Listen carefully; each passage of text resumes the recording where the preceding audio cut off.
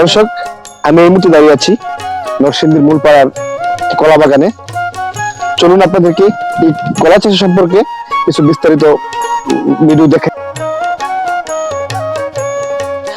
প্রিয় দর্শক, আমরা এই মুহূর্তে যে স্থানটিতে দাঁড়িয়ে আছি সেটি হচ্ছে নরসিংদী জেলার পাঁচদোনা ইউনিয়নের মূলপাড়া গ্রামের।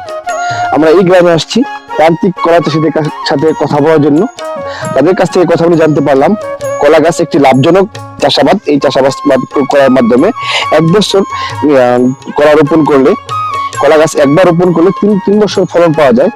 একটি কলা গাছ থেকে পর্যায়ক্রমে তিনটি কলা গাছ হয়। আর এই কলা গাছের মাধ্যমে এই কাটার পর আরেকটি কলা গাছের জন্ম হয়, যেটি যার জন্য এই কলা বাগানের চাষ করে কৃষকরা অনেক লাভবান হচ্ছেন। এবং সবচেয়ে আশ্চর্যের বিষয় আমরা জানতে পারলাম এই নরসিংদীর কলা দেশের বাইরে রপ্তানি হচ্ছে, এবং প্রথম যাচ্ছে ঢাকাতে, ঢাকা থেকে সারা দেশে, এবং পরে দেশের বাইরে রপ্তানি হচ্ছে।